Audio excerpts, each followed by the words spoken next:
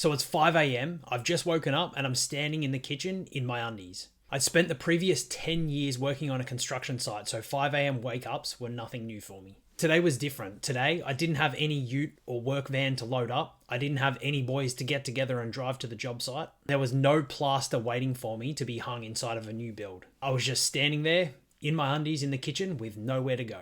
So for the last 10 years, as I said, I'd been a plaster hanger. So I ran a small business in Melbourne, Australia, where we used to fix gyprock or plasterboard or drywall, depending on where you are in the world, onto new builds. But unfortunately, 3 months prior to this day, I had found out that I had severe tissue degeneration in my spine. The doctor actually told me that I had the spine of a 60-year-old. I was 29 years old at the time. Now, I had 2 full-time workers, 2 boys who relied on me for their full-time income to support their families and keep the roof over their heads. I had many contracts open with different builders, and when I found out about my injuries from the doctor, he gave me 3 months to shut down everything that I knew. Now, I'm just like you. I'm a regular person. I've got bills to pay. I've got a roof to keep over my head. I've got a mortgage that needs to be paid. And at the time, I had a girlfriend who is now my wife that I needed to support. Now, I had no qualifications. I'd spent the last 10 years working on a construction site. I had no obvious backup plan. Drywall was the only thing that I'd ever done, and I didn't even finish high school. Now, as you can probably imagine, I was quite stressed about this situation. We've all experienced that low-level anxiety that sits in the back of your head about how we're going to keep the roof over our heads.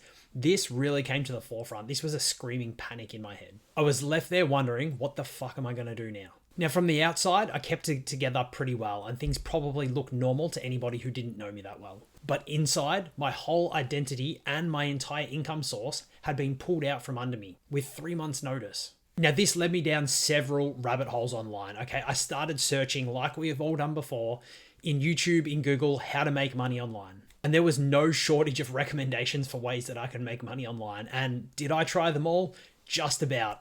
I tried affiliate marketing. I tried Instagram Reels and marketing. I tried blogging. This was also when I started discovering ETFs and long-term investing, which is something that I still do, but realistically wasn't going to make me a full-time income.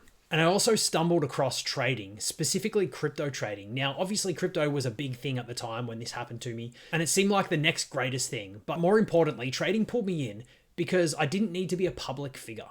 I didn't need to build a personal brand if I didn't want to. Trading was something that I could sit back and do quietly in the background. It allowed me to stay behind the scenes, right? It was just me, the charts, and the live markets. And this felt like a great way for me to try and etch out an income without needing to become somebody else. Now, you've probably heard this story 1,000 times, but just like everybody, when they start trading, things did not work for me instantly. I was absolutely not a natural at this. I chased strategies. I lost a bunch of money. I bought countless courses, signals, strategies, you name it, I've bought it. And I got caught in the same beginner loop that almost everybody does when they're starting out. I was chasing my tail. I was never sticking with anything long enough to actually make any progress, and it took me years to become profitable in my trading. But the key takeaway here is that I did eventually become profitable in my trading. And when I was able to create some sort of a consistency, it's not like I was making millions of dollars each month, but I was able to actually be profitable and consistently do that month in, month out.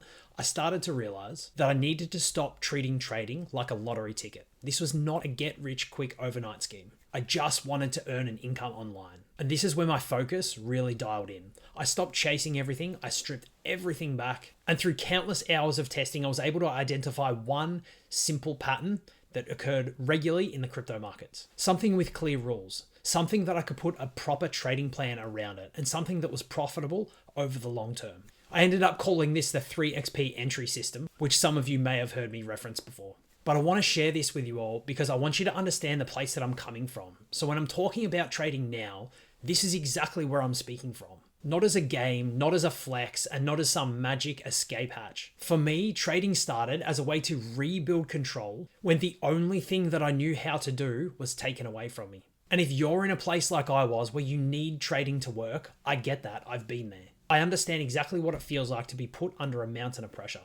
And I understand what it feels like to desperately just want to find a way forward. But that is exactly why you can't afford to approach trading from a place of panic, from a place of neediness or desperation. When you're under pressure, you're much more likely to start looking for shortcuts. You're more likely to buy into signals. You're more likely to jump from one thing to the next. And you're more likely to make irrational and emotional-based decisions because you desperately need something to work now. But the fact is that is the worst place that you can make trading decisions from. And I learnt this the hard way for way too long. It doesn't need to take you this long. It doesn't need to take you as long as it took me. What really helped me was building structure around my trading. Having a clear pattern, one single pattern that I could look for in the markets. Having a clear set of rules that I could follow. And having a daily process that I could repeat without it taking over my entire life.